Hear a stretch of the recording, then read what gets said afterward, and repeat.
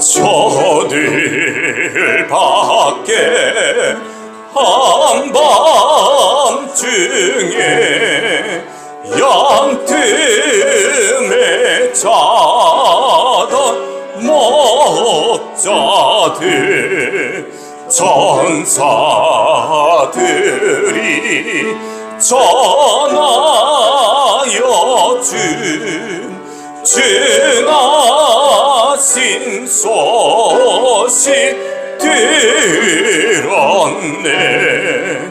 로예 로예 로예 로예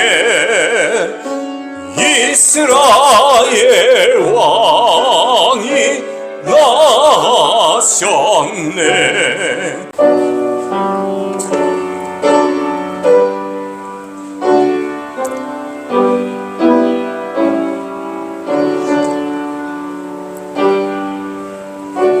한 아기가 우리를 위해 태어났다. 우리가 한 아들을 모셨다. 그는 우리의 통치자가 될 것이다. 그의 이름은 놀라우신 주원자, 전능하신 하나님, 영존하시는 아버지, 평화의 왕이라고 불릴 것이다. 그의 왕권은 점점 더 커지고 나라의 평화도 끝없이 이어질 것이다. 그가 다윗의 보좌와 왕국 위에 앉아서 이제부터 영원히 공평과 정의로 그 나라를 굳게 세울 것이다. 만군의 주님의 열심히 이것을 반드시 이루실 것이다. 아멘.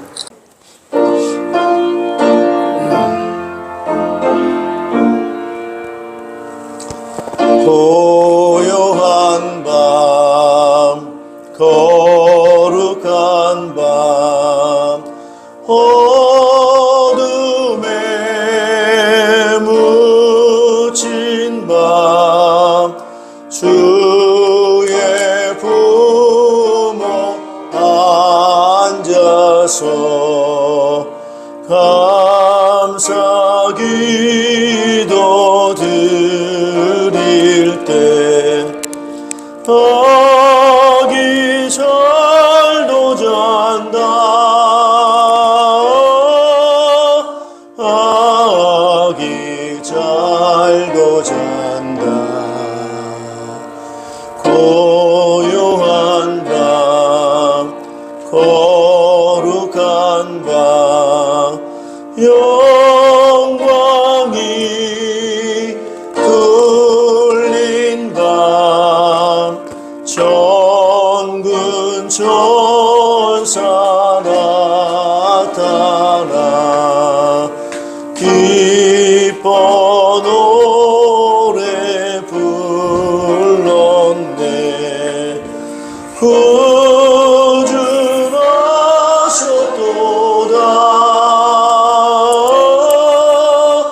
구주하셨도다.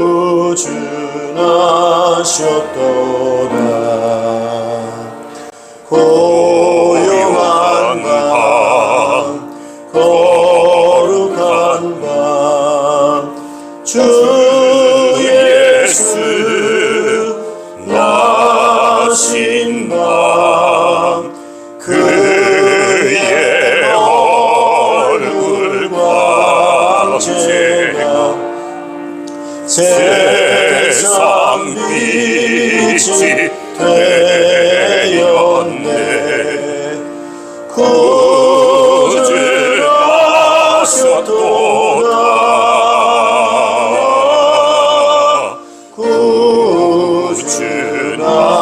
구주하셨도다.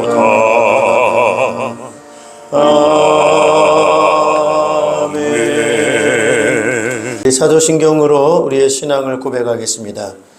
나는 전능하신 아버지 하나님, 천지의 창조주를 믿습니다.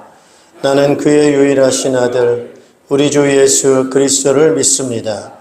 그는 성령으로 잉태되어 동정녀 마리아에게서 나시고 본디오 빌라도에게 고난을 받아 십자가에 못 박혀 죽으시고 장사된 지 사흘 만에 죽은 자 가운데서 다시 살아나셨으며 하늘에 오르시어 전능하신 아버지 하나님 우편에 앉아 계시다가 거기로부터 살아있는 자와 죽은 자를 심판하러 오십니다. 나는 성령을 믿으며 거룩한 공교회와 성도의 교제와 죄를 용서받는 것과 몸의 부활과 영생을 믿습니다. 아멘. 우리 자리에 앉아주시기 바랍니다. 찬송가 115장을 찬송하겠습니다. 기쁘다 그주 오셨네 만 백성 맞으라 온 교회여 다 일어나 다 찬양하여라 다 찬양하여라 다 찬양하여라 구세주 탄생했으니 다 찬양하여라 이 세상의 만물들아 다 화답하여라 다 화답하여라 다 화답하여라 온 세상 죄를 사하려 주 예수 오셨네 죄와 슬픔 몰아내고 다 구원하시네 다 구원하시네 다 구원하시네 은혜와 진리 되신 주 다 주관하시니 만국 백성 구주 앞에 다 경배하여라 다 경배하여라 다 경배하여라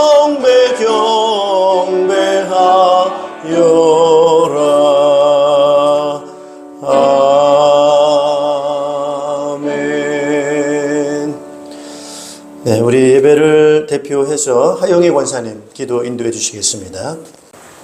할렐루야. 성탄의 기쁨을 주시는 긍휼하신 하나님 아버지께 감사를 드립니다. 아멘.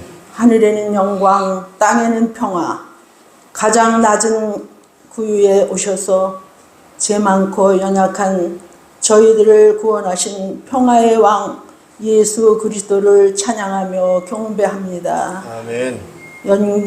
영광과 존귀를 받으시기에 합당하신 하나님 아버지, 모든 온 인류에게 가장 복된 소식을 성탄절을 허락하여 주시고 저희들을 주님의 거룩한 전으로 불러주셔서 기쁨과 감격으로 예배하게 하시니 진심으로 감사와 찬양을 올려드립니다. 아멘.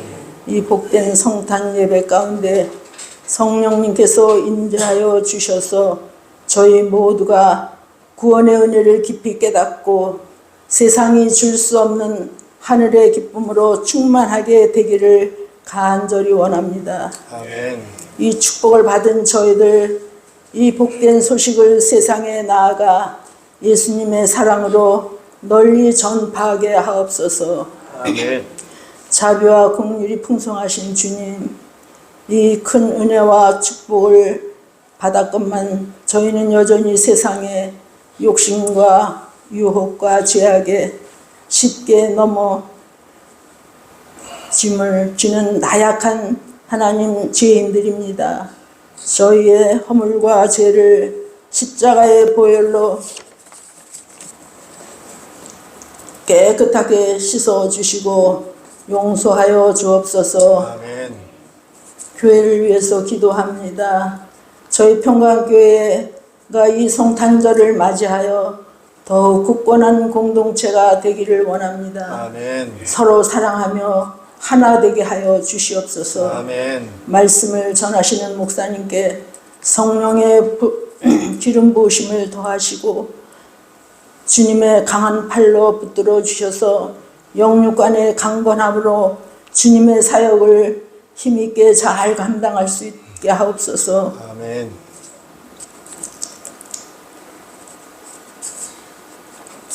선포하는 말씀마다 저희 심령에 구원의 감격이 있게 하옵소서. 아멘. 우리 성도님들을 연로하신 성도님들을 기억하여 주시옵시고 이제 육체의 연약함을 아시는 주님, 연약한 몸을 만져주시고 치료하여 주옵소서. 직장에 나가는 모든 장로님, 권사님, 집사님들에게, 청년들에게 하나님 건강을 허락하여 주시고 새 힘을 주시옵소서. 아멘. 이제 우리의 교회에 모든 사탄이 역사하지 못하도록 하나님께서 막아주시고 성령으로 기름 부어 주옵소서. 아멘. 이제 우리 할 평강교회 가정마다 기도하는 제목이 있습니다. 영혼 구원의 문제와 자녀들의 직장 문제와 그들의 앞길을 열어주셔서 평탄한 길로 인도하여 주시옵소서. 아멘. 주님이 이제 온 세상이 너무나 어지럽습니다.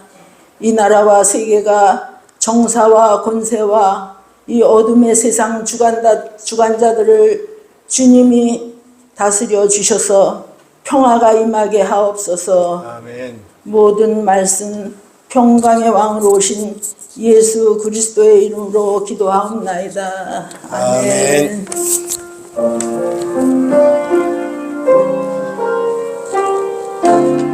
찬송가 122장 1절에서 3절 찬송하시면서 준비하신 예물을 드리겠습니다.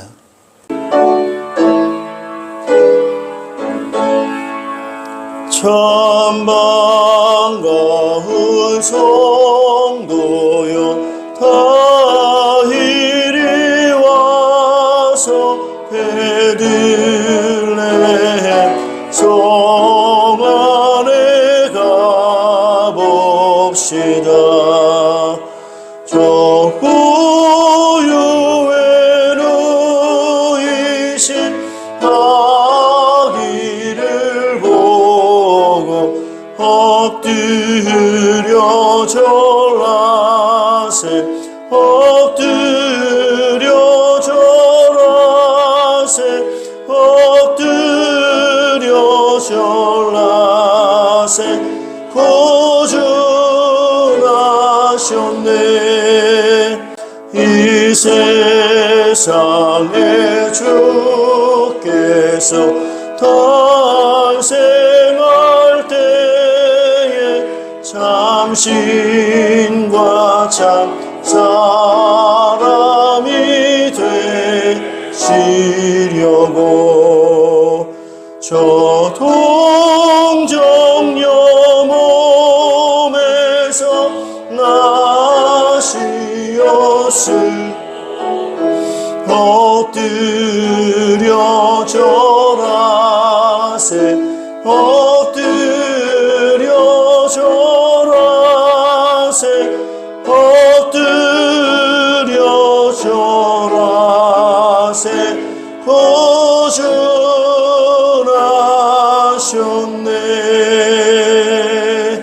아멘. 네, 아멘. 우리 하나님 말씀 함께 보시겠습니다. 하나님 말씀은 구약 성경입니다. 이사야서 9장 1절에서 7절 말씀 함께 보시겠습니다. 오늘 말씀의 제목은 평화의 왕, 메시아의 탄생이라고 하는 제목으로 말씀을 증거하겠습니다.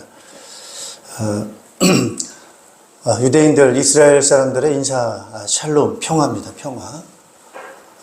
그래서 평화가 있기를 바란다. 이런 샬롬이라고 하는 인사 많이 합니다. 반대로 그렇게 인사를 하는 것은 샬롬이 그렇게 필요하다는 거죠. 간절하게 원하는 것이 평화다, 샬롬이다. 그걸 원하기 때문에 그걸 축복하는 마음으로 인사할 때 그런 인사를 하게 됩니다. 왜 이렇게 샬롬이 이들에게는 간절한 소원이 될까요? 그것은 그만큼 그 땅에 전쟁이 있기 때문에 그렇고 많은 그러한 크고 작은 그런 전쟁이 많기 때문에 늘 불안하고 그런 어지러움 속에 살고 있는 그런 환경이다 보니까 이들에게는 전쟁이 그치는 그런 다툼과 그런 어떤 분쟁이 없어지는 그런 평화를 간절히 원하기 때문에 그렇다라고 말씀드릴 수가 있겠습니다.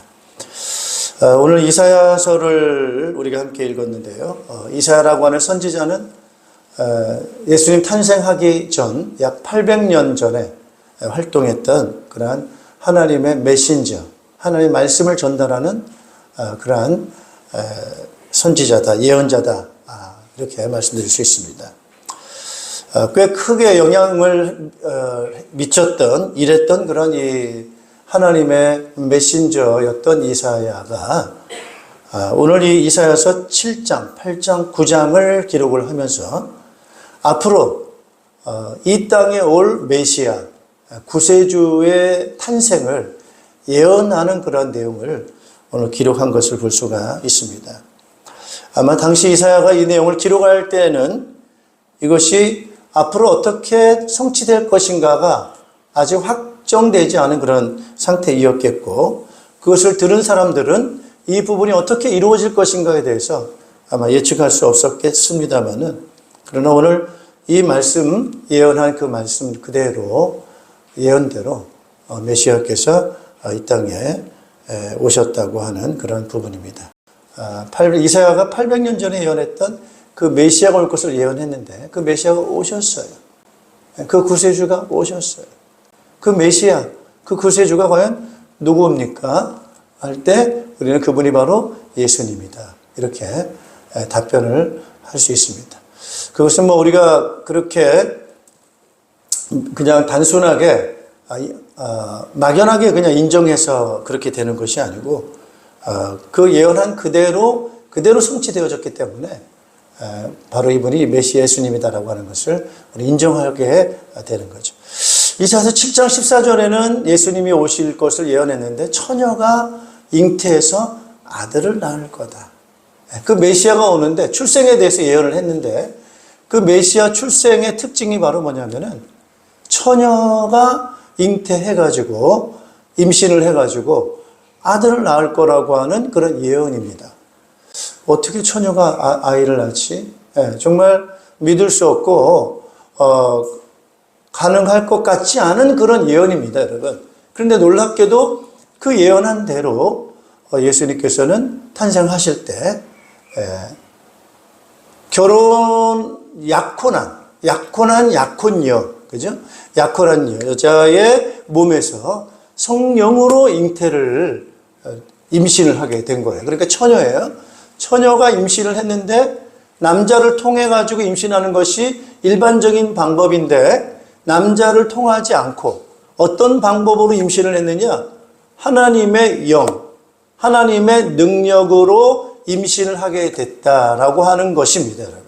이게 이사야 예언자가 800년 전에 예언했던 내용이었고, 근데 놀랍게도 800년 이후에 예수님이라고 하는 분이 탄생할 때 바로 그와 같이 탄생을 했다고 하는 것입니다.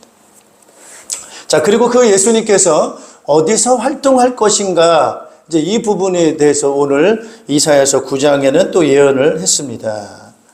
자, 같이 한번 읽어 보시겠습니다. 9장 1절에 예언을 했어요. 이사야서 9장 1절, 2절인데 한번 같이 읽어 보시겠습니다. 자, 어둠 속에서 고통받던 백성에게서 어둠이 거칠 날이 온다.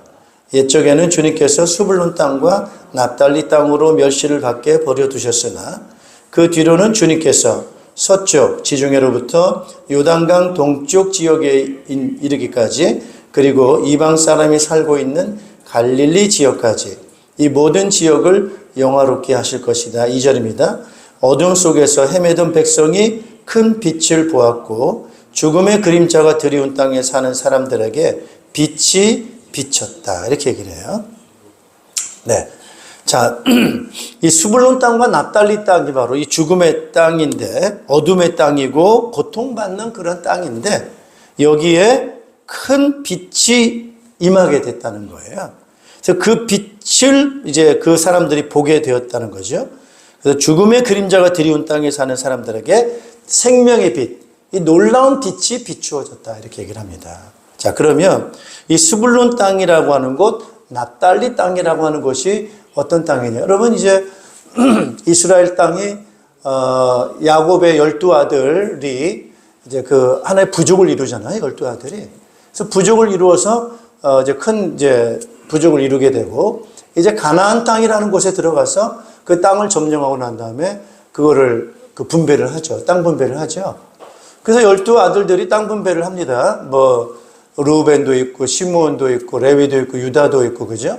근데 뭐 단, 뭐 납달리, 뭐 이사갈, 뭐 스불론이라든지 또 베냐민이라든지 뭐 루벤 뭐 이런 12아들들이 있어요. 갓도 있고 아셀도 있고. 자, 그런데 이 스불론하고 이 납달리라고 하는 이 지파가 차지했던 땅은 바로 이스라엘을 볼 때 북쪽이에요. 그래서 이스라엘 땅 보면 북쪽이 있고 중부 지방이 있고 남부 지방 3등분을 한다면은 맨 위쪽이 바로 북부에 해당된다라고 할 때 그 북부의 중심지가 바로 그 안에 있는 갈릴리 바다 있잖아요. 갈릴리 바다. 그 갈릴리 바다가 이스라엘 땅을 3등분할 때 북부 지방인데 그 갈릴리 바다를 중심으로 해가지고 그 땅을 분배받았던 지파가 바로 오늘 납달리라고 하는 땅 지파, 그다음에 수불론이라고 하는 지파. 이 지파들이 북쪽 그 갈릴리 주변의 땅을 분배를 받은 것입니다. 자, 여러분 예수님이 어디서 태어나셨어요? 태어나신 곳은 유대라고 하는 남부 지방이죠, 그죠? 남부 베들레헴 땅. 예수님 출생은 거기서 하셨어요. 근데 자라나신 곳은 어디서 자라나셨어요? 갈릴리입니다, 갈릴리. 그러니까 남부 지방이에요, 북부 지방이에요? 북부 지방입니다. 바로 이 수불론과 납달리 지파들이 차지했던 그 북부 지방의 땅에서 활동한 거예요. 그래서 예수님께서 그 지방에서 공생의 사역을 하심으로 인해서 그 어둠 속에 있는 그 땅에 뭐가 임했다고 오늘 비유로 말하고 있어요? 큰 빛이 임했다라고 말합니다. 이 빛에 대해서는 요한복음에 보면은 1장 1절에부터 3절까지에 태초에 하나님이 계시니라. 그죠? 그러면서 그 태초에 이 말씀이 하나님과 함께 계셨으니 이 말씀은 곧 하나님이시다. 만물이 그로 말미암아 지은 바 되었다라고 하면서 이 말씀이 곧 사람들의 빛이다. 이 빛에 대해서 요한복음 1장에는 예수님을 빛이라 이렇게 표현을 했습니다. 자, 예수님이 이제 활동했던 그 장소를 오늘 이사야서 9장 1절 2절은 또 거기에 대해서 예언하고 있습니다. 그 다음에 이사야서 53장에는 예수님이 어떻게 죽으실지, 어떻게 고난받을지에 대해서 예언을 하잖아요. 이사야서 53장 3절에서 5절 말씀에 보면은 그가 찔림은 우리의 허물을 인하며 그가 상함은 우리의 죄악 때문이라고 하면서 그가 찔리고 맞고 상하고 그죠? 그가 죽으시고 이런 것에 대한 예언을 이사야서 53장에 말씀해 주고 있습니다. 놀랍게도 이 메시아에 대한 모두 예언들인데 그런 예언들이 그대로 800년 이후에 이 말씀대로 태어나셨고 이 예언대로 생활하셨고 또 그대로 찔림과 죽음을 당하시고 그리고 다시 살아나신 그분이 동일한 분이 계셨다는 거예요. 그분이 누구라고요? 그분이 오늘 예수님입니다. 그래서 그 예수님을 뭐라고 말하는 거예요? 메시아다라고 우리가 인정을 하는 거죠. 그래서 그 예수님의 탄생하신 날을 우리는 메시아의 탄생한 날, 그래서 성탄이라고 하는 그런 날로 우리가 받아들이면서 하나님 앞에 영광을 돌리고 기뻐하는 그런 삶을 살아가고 있습니다. 여러분, 메시아가 왜 오셨겠어요? 잘 사는데 메시아가 오시겠어요? 메시아라고 하는 뜻은 기름 부음 받은 자라는 뜻입니다. 메시아는 히브리어, 그리스도는 헬라어, 우리나라 말로는 기름 부음 받은 자라는 뜻인데 이걸 좀 쉽게 말하면 이제 구원자다 이렇게 우리가 바꾸어서 해석을 할 수가 있겠어요. 자, 여러분 구원자가 오는 이유 왜 그래요? 고통 중에 있기 때문에 그래요. 백성들이 어려움 중에 있기 때문에 구원자가 오는 거죠. 자, 오늘 이사야서 9장 1절에도 동일하게 백성들이 지금 어떤 상태에 있습니까? 어둠 속에서 고통받던 백성들이다 이렇게 얘기를 하고 있어요. 고통 중에 있는 백성들이라는 거예요. 자, 그러면 이들이 고통을 겪는데 어떤 고통을 겪습니까? 일반적으로 끊이지 않는 전쟁입니다. 끊이지 않는 적들이 침략을 해 들어오는 거예요. 자, 주변에서는 많은 그런 강한 나라들이 여러분 있어요. 우선적으로는 뭐 그렇게 크지는 않은데 그렇게 큰 나라는 아닌데 아주 조그마한 나라인데도 이 나라가 굉장히 강한 나라예요. 왜냐하면은 철을 써요, 철. 옛날 시대에 철기를 쓴다. 이러면 굉장히 전쟁에 유리한 거 아니겠어요? 창을 만들고, 칼을 만들고, 뭐 옛날에는 그래도 뭐 돌을 만들어서 무기를 만들고, 그런 시대에서 만약에 전쟁을 한다라고 했을 때, 이 나라는 뭘 쓴다고요? 철을 만들어가지고 무기를 쓰니까 훨씬 전쟁에 유리할 수가 있겠죠, 그죠? 이게 블레셋이에요. 이게 블레셋 나라가 크지는 않지만은 무기가 발달되다 보니까 이스라엘을 괴롭히고 틈난으로 쳐들어옵니다. 또 오른쪽에는 모압이라든지 암몬이라고 하는 그런 나라들이 그렇게 크지는 않지만은 틈나는 대로 쳐들어와가지고 괴롭히는 역할을 하고 있습니다. 북쪽으로는 뭐 시리아, 뭐 미디안, 뭐 아무튼 큰 나라들이 있습니다. 나중에 보면 아수르, 뭐 바벨론, 저 밑에 남부지방에는 이집트, 애굽이라는 나라가 또 큰 나라가 있습니다. 그러니까 그 각 나라들이 오늘 이 가나안 땅이라고 하는 것은 길목이에요, 길목. 그래서 남쪽에서 북쪽으로 올라가려면 길을 통과해야 되는데 그게 바로 이스라엘 땅이고요. 또 북쪽에서 남쪽으로 첫 애굽을 공격하려면 또 그 길목이 어디예요? 이게 바로 그거란 말이죠.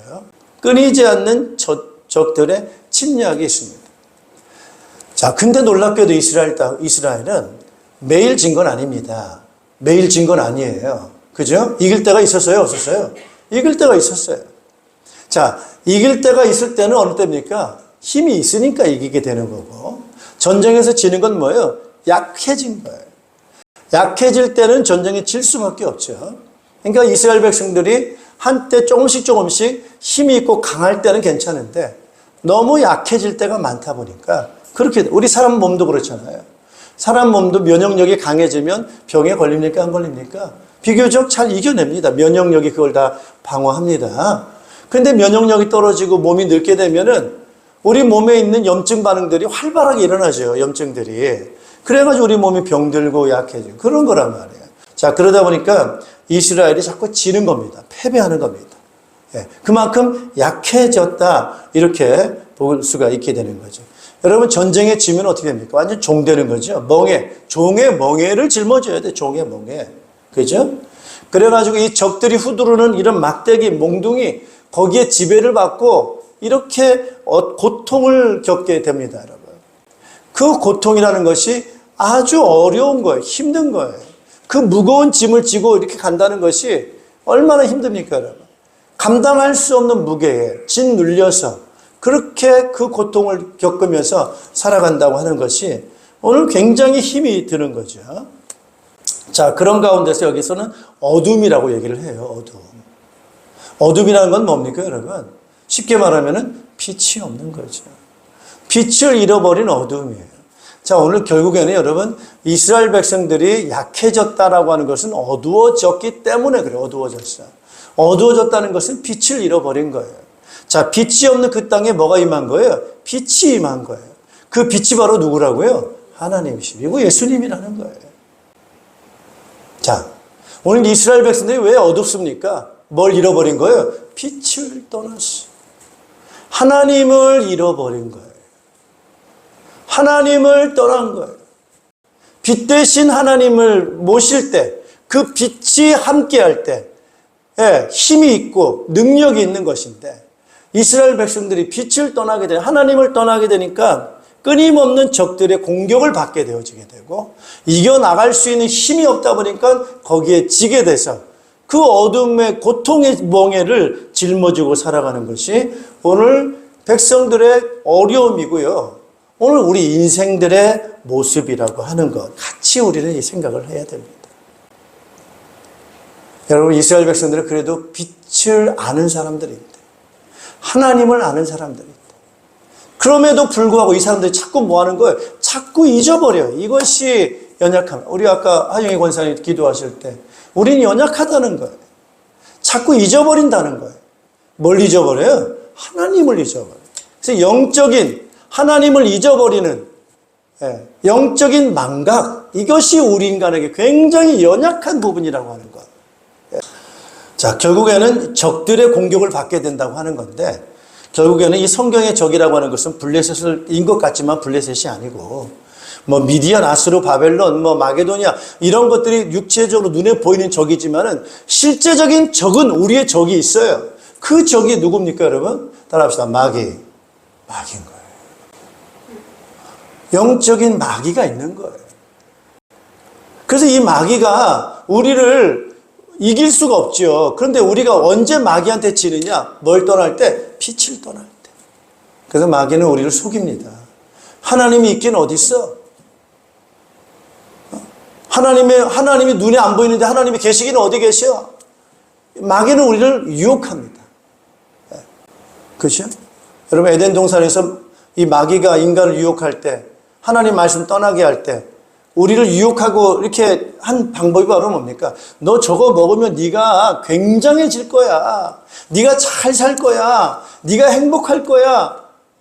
너가 정말 잘 될 거야. 그렇게 유혹을 합니다. 여러분 오늘 우리가 유혹하는 것들이 얼마나 많은지 모릅니다. 그런 대표적인 것들이 물질이란 말이에요. 돈만 있으면 행복할 거야.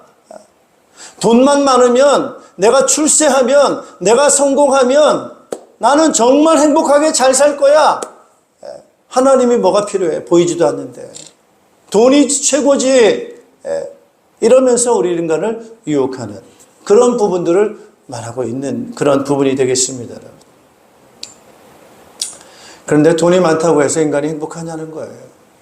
지식이 많다고 해서 인간이 행복하냐는 거예요. 놀랍게도 인간의 욕심은 끝이 없어요. 인간의 이 욕심, 욕망이라고 하는 것은 뭐 끊임이 없습니다. 끊임이 없어요. 그래서 끊이지 않게 우리의 욕심을 자극하고 끊임없이 우리를 갖다가 눈에 보이는 것, 육신의 종욕, 눈에 보이는 것들, 물질적인 것들, 육체적 쾌락적인 것들 이런 거를 거기에 우리를 공격하는 거예요. 근데 우리는 거기에 취약해서 거기에 사로잡혀. 맞아. 눈에 보이는 게 다지. 물질이 다지. 세상 것이 전부 다지. 육체적 쾌락이 전부 다 아니야. 그런 거면서 거기에 우리는 사로잡힙니다. 여러분. 그런데 그것이 우리에게 과연 참된 행복을 가져다 주느냐? 그렇지 않다는 거예요. 따라합시다. 죽음이 그림자가 다가온다는 거예요. 2절 다시 한번 읽어보겠습니다. 2절 같이 읽습니다. 어둠 속에서 헤매던 백성이 큰 빛을 보았고 죽음의 그림자가 드리운 땅에 사는 사람들에게 빛이 비쳤다. 뭐 돈이 있고 세상적인 권력을 다 갖고 있는데도 불구하고 전쟁은 그치지 않고 인간의 문제는 그치지 않고 마지막 종국적으로는 죽음이라고 하는 그림자가 서서히 다가오고 있다고 하는 것입니다. 거기에 인생은 다 이기지 못했어요. 그래서 인간은 결국 이기지 못하고 다 지고 맙니다. 뭐에 지는 거예요? 죽음 앞에 지는 거예요. 죽음 앞에 지는 거예요. 우리는 하나님 필요 없어 하나님을 떠나는 죄 가운데 우리는 빠지게 됩니다. 그 배후에는 거짓 사탄의 속임수가 있게 되는 겁니다. 따라합시다. 정신을 차리자. 우리는 지금 누굴 믿어야 돼요? 하나님을 믿어야 돼요. 하나님을 믿어야 됩니다. 하나님을 믿음만이 우리는 거짓말에 속지 않을 수가 있고 우리 하나님을 떠난 죄 가운데 빠지지 않게 되고 죄의 결과로 인해서 우리에게 오는 이런 불행의 궁극인 죽음이라고 하는 그 그늘 속에서 우리는 거기에 들어가지 않을 수 있는 것은 바로 믿음밖에 없는 것. 자, 오늘 이런 어두움 속에 메시아가 오실 것을 예언하신 것입니다. 어둠이라고 하는 것, 하나님을 떠난 땅이요. 그로 인한 죄의 결과로 죽음이라고 하는 형벌 가운데 있는 이 고통의 땅에 빛이 오신다는 거예요. 빛. 그리고 그들의 백성들의 멍에 그리고 그들을 압지하는 막대기를 꺾으시고 다시 말해 죄의 멍에 사망의 권세 사탄의 이 속박을 깨트리시기 위해서 빛이 오시겠다고 하는 예언입니다. 그리고 기쁨과 평화를 우리에게 가져다 주시는 것입니다. 오늘 그 예언대로 메시아께서 오시게 된 거예요. 자, 메시아께서 오시는데 그 오시는 방법이 바로 뭡니까? 처녀의 아들로 오실 것을 말씀했어요. 7장 14절에 그렇게 말씀합니다.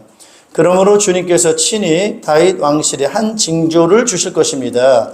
보십시오. 처녀가 잉태하여 아들을 낳을 것이며 그가 그의 이름을 한번 따라합시다. 임마누엘. 무슨 뜻일까요? 하나님이 우리와 함께 계신다는 거예요. 자, 그러니까 이 우리를 구원하실 메시아가 오시는데 그 메시아가 바로 누구냐? 메시아가 누구라는 거예요? 따라합시다. 하나님이 직접 오신다. 하나님이 오신 날이에요. 그러니까 무슨 뭐 훌륭한 성인이 온 게 아니고, 훌륭한 어떤 그 종교인이 온 게 아니라 누가 오셨다고요? 하나님이 오신 날. 이게 굉장히 충격적인 날입니다. 하나님께서 사람을 보낸 것이 아니고 누가 오셨다고요? 아들 하나님이 직접 오신 거예요. 근데 그 오신 하나님이 어떤 분이냐? 천지를 창조하신 창조자께서 오신 거예요. 우리 인간의 주인이 오신 거예요. 달라요? 같아요? 완전히 다른 거예요. 그냥 사람이 온 것이 아니라 하나님이 오셨어요. 하나님이 직접 오셔가지고 사람의 몸을 입으셨는데 사람의 초점도 중요하지만은 누가 오셨다는 거예요? 하나님이 아주 오셨다. 거기에 성탄의 의미가 굉장히 중요합니다. 그래서 사람처럼 오시지 않고 따라서 성령으로 하나님의 능력으로 하나님이 직접 능력으로 오신 거예요. 아니 어떻게 처녀가 아들을 낳지? 이렇게 하면 이해가 안 됩니다. 하나님은 어떤 분이냐? 따라합시다. 말씀으로 천지를 뭐 하셨어요? 창조하셨어요. 창조자가 오시는데 뭘 무슨 제한이 있겠어요? 처녀의 몸을 통해서 직접 오신 거예요. 그래서 뭐 처녀가 아들을 낳았다? 아들 그게 아니고 맞긴 맞지만 처녀의 몸을 통해서 하나님이 오셨다. 이렇게 이해를 하시는 것이 훨씬 쉽습니다. 그래서 하나님이 이 땅에 오셨다고 하는 거. 예수님은 바로 하나님의 사람의 몸을 입으신 하나님이시다. 라고 하는 거. 그 부분으로. 그런데 왜 그래요? 하나님이 직접 하지 않으면 구원할 수가 없기 때문에 그렇습니다. 우리의 문제가 과연 뭐냐? 우리의 문제가 뭔지를 잘 아셔야 돼요. 빵의 문제가 아닌 거예요. 물론 빵대에도 문제가 있지. 근데 단순히 사람끼리만 성격이 안 좋아서 싸운다 이런 문제가 아니고 그럼 성격 고치면 되지. 인간의 근본적인 문제가 바로 뭐냐? 하나님이 함께 하셔야 되는 것이 사람인데 하나님을 떠나게 된 거예요. 여러분 이 땅에는 하나님이 계셔야 되는 줄로 믿습니다.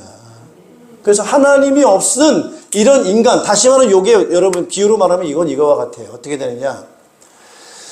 하나님이 없는 인간이라고 하는 것은 비유로 말할 것 같으면 요즘 스마트폰 여러분 다 쓰시잖아요. 그리고 스마트폰이 움직이려면 뭐가 있어야 돼요? 배터리가 있어야지, 배터리.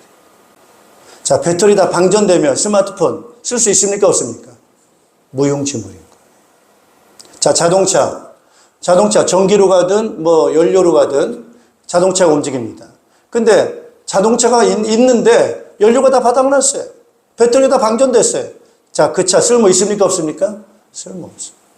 자, 오늘 우리 사람이 그렇다는 거예요. 사람이 있지만 사람만 있어서는 안 된다는 거예요. 그 사람 속에 누가 계셔야 되는 거예요? 하나님이 계셔야 돼요. 그래서 인간이 이 안에서 하나님이 떠나다 보니까 인간은 마치 자기의 이성으로 자기의 몸으로 살아보려고 몸부림치고 노력을 하지만은 그 이성과 그 몸을 가지고는 사람의 고통이 그런 끊임이 없습니다. 그래서 이 문제를 해결하기 위해서는 어떻게 하셔야 돼요? 하나님이 직접 오신 것. 그분이 바로 처녀가 임마누엘이십니다. 그래서 그 이름이 어떻습니까? 여러분 9장 6절 같이 한번 읽어보겠습니다. 9장 6절 이름이 예사롭지가 않아요. 이건 사람한테 붙일 이름이 아닌 거예요. 9장 6절 같이 읽습니다. 한 아기가 우리를 위해 태어났다. 우리가 한 아들을 모셨다. 그는 우리의 통치자가 될 것이다. 그의 이름은 놀라우신 주원자, 전능하신 하나님, 영존하시는 아버지, 평화의 왕이라고 불릴 것이다. 예. 이게 사람한테 붙일 이름이 아니죠. 누구한테 붙여야 될 이름이에요? 하나님이라. 놀라우신 조언자라고 하는 것은 여러분 조언이라는 말 다른 말하면 지혜자예요. 지혜자. 지혜가 무한한 지혜. 누구의 지혜인 거예요? 하나님의 지혜인 거예요. 자, 힘이 전능한 힘이에요. 이게 사람이 갖고 있습니까? 없어요. 전능하신 힘이라고 하는 것은 누가 갖고 있는 힘이에요? 하나님이 갖고 있는 힘이에요. 영원하신 영생의 아버지라는 거예요. 영생은 누구의 생명입니까? 하나님의 생명입니다. 영원한 평화, 완전한 평화. 더 이상 무거운 짐이 없고, 다툼과 갈등이 없고, 질서가 있고, 평화가 있고, 하나가 되고, 완전한 평화. 누가 주신 평화예요? 하나님 주신 평화. 자, 그러니까, 한 아들을 모셨다라고 할 때 그 아들을 우리는 따라합시다. 하나님, 아들 하나님이라는 거예요. 할렐루야. 예, 그렇습니다. 그래서 그분이 오셔서 이런 하나님의 아들 하나님께서 이 땅에 오셔서 우리를 다스린다는 거예요. 통치하신다는 거예요. 그의 왕권, 그의 통치가 있고 그 백성들이 누리는 그 평화가 끝이 있을까요? 없을까요? 끝이 없어요. 영원할 거라고 해요. 이것이 바로 메시아에 대한 예언입니다. 이것이 성취가 되어졌어요. 그분이 누구라고요? 예수님. 그래서 평화의 왕 메시아께서 탄생을 하신 것입니다. 예언된 대로 동정녀 마리아의 몸에서 임마누엘 하나님의 성령으로 오셔서 하나님께서 이 땅에 오시게 된 것입니다. 그분이 바로 예수 그리스도십니다. 그분은 우리의 구원자가 되신 것입니다. 자, 그러니까 얼마나 대단해요? 여러분, 하나님이 어떤 분입니까, 여러분? 오늘 그 이름에도 나와 있는 것처럼 놀라운 지혜자이신데, 전능자이신데, 영원하신 분이신데, 그런 하나님께서 뭐가 그래 필요해서 사람의 몸으로 오셨겠냐는 거예요. 이거는 낮아진 거예요? 높아진 거예요? 낮아진 거예요. 여러분, 사람이 얼마나 대단합니까? 이런 사람이 마치 뭐로 변하는 거 마찬가지냐? 구더기로 변하는 거나 마찬가지. 예. 개미나 미생물이 개미나 곤충으로 변하는 거나 마찬가지란 말이에요. 이게 얼마나 낮아진 겁니까? 그 영원하신 하나님께서 사람의 몸을 입고 이 땅에 오셨다고 하는 거예요. 그러니 굉장히 낮아지신 거예요. 무엇 때문입니까, 여러분? 이유가 뭘까요? 따라합시다. 사랑이다. 사랑입니다. 따라합시다. 하나님은 우리를 사랑하신다. 사랑하신다. 자, 옆에 인사하십시다. 당신은 귀한 존재입니다. 이렇게 다시 한번 인사하세요. 당신은 하나님이 당신을 사랑합니다.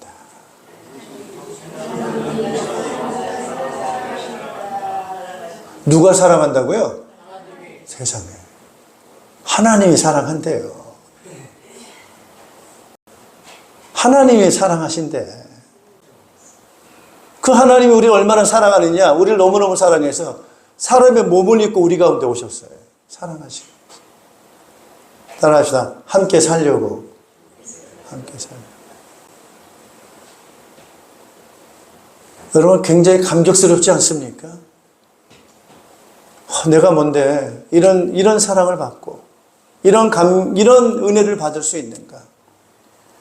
내가 나같이 미천한 자인데, 아까 기도하셨듯이 미천한 우리들인데, 낮고 천한 우리들인데, 우리가 무엇이건데 이 우리 가운데 오셔서 우리를 이렇게 사랑하시고 그러시는 거예요.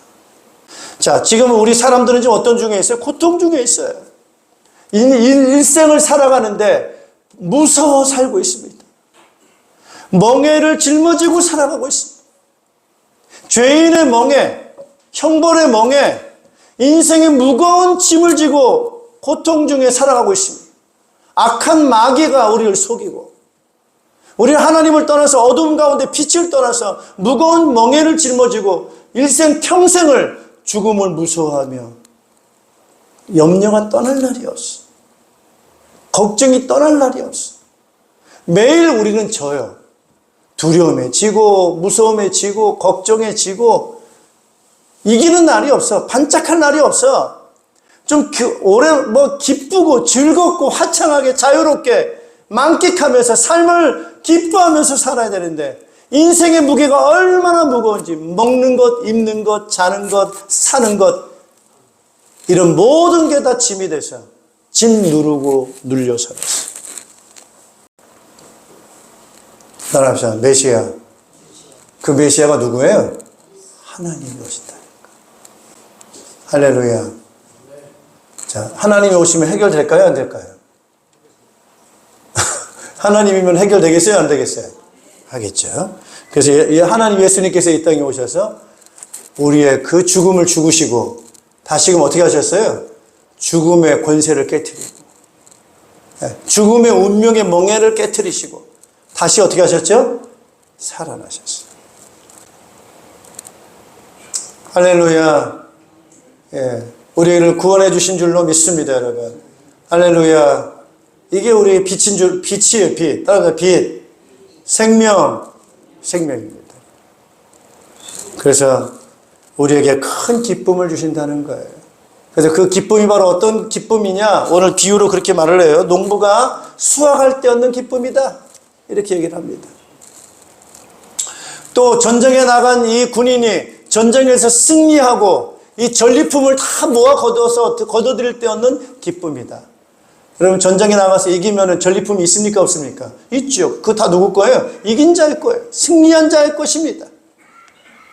이제는 너무나도 전쟁에 나가서 승리해서 모든 전리품을 다 이제는 소유하게 되어지게 되고, 그 땅에 진정한 평화, 완전한 평화가 있어서 이제는 싸울 일이 없으니까 그동안에 싸워서 피 흘렸던 군복, 신었던 신발 다 땔감으로 불태워버리고 없애버리고 진정한 평화를 얻는 그 기쁨.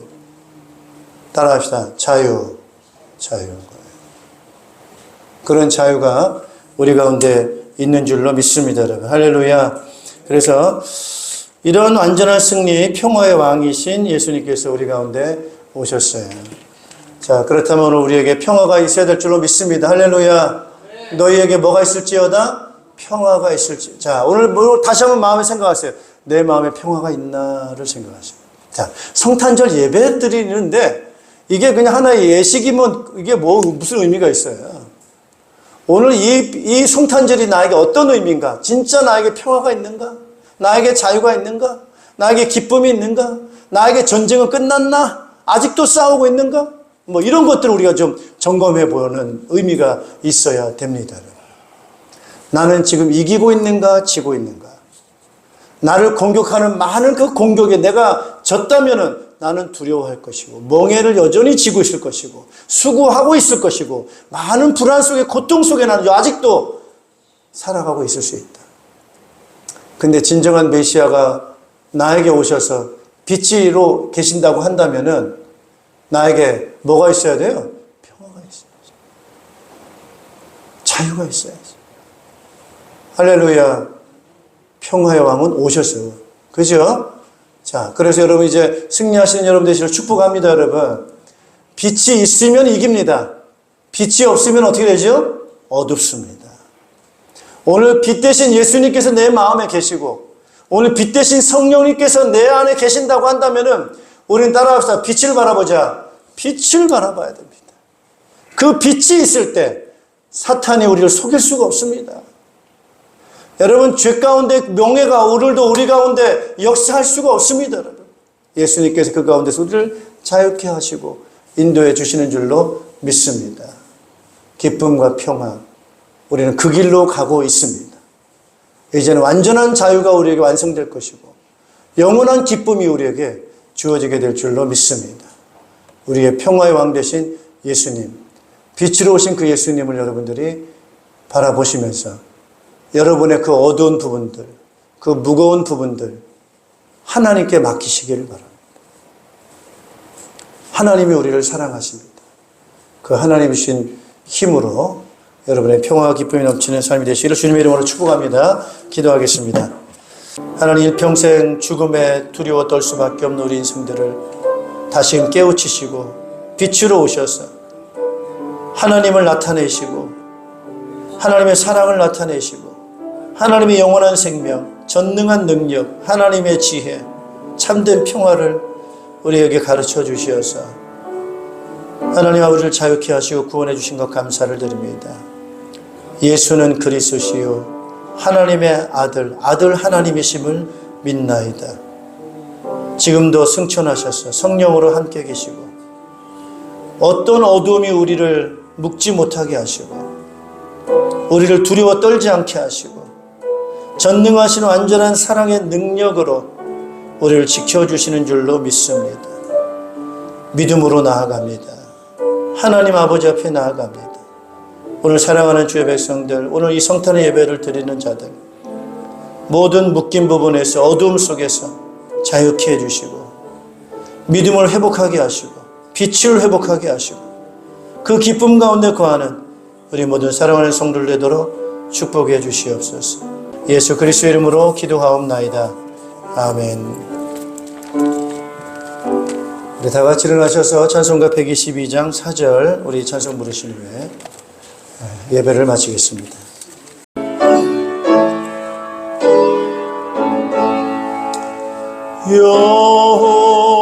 여호와의 말씀이 육신을 입어 날 구원할 구주가 되셨도다. 늘 항상 찬송을 주 앞에 드려 엎드려 절하세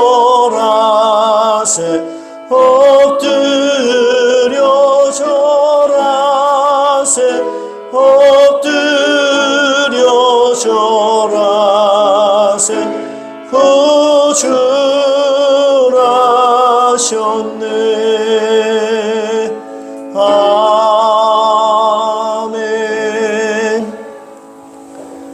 빛 되시고 생명 되신 하나님을 떠나 범죄하여 어둠 가운데 죽음 가운데 두려움과 고통 가운데 영원토록 있을 수밖에 없는 우리 인생들을 구원하시기 위해 이 땅에 오셔서 십자가에 죽으시고 부활하셔서 우리에게 생명을 주신 예수 그리스도의 은혜와 우리를 지극히 사랑하셔서 독생자를 이 땅에 보내주시고 우리를 자녀 삼으시고 영원한 나라 생명, 영원한 평화를 우리에게 상속하신 하나님의 극진하신 사랑하심과 지금도 우리와 함께 계셔서 우리의 지혜가 되시고 힘이 되어시고 우리의 능력이 되어주시는 성령님의 교통하심이 하나님이 우리의 구원자가 되시기 위해서 이 땅에 오신 이 날을 기뻐하면서 그 평화, 그 기쁨, 그 자유를 오늘도 영원토록 누리게 하는 그 은혜 가운데 우리가 살면서 이제는 이 복음을 누리면서 이 복음의 증인되기 원하는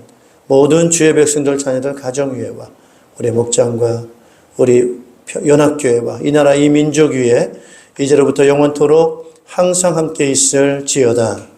아멘.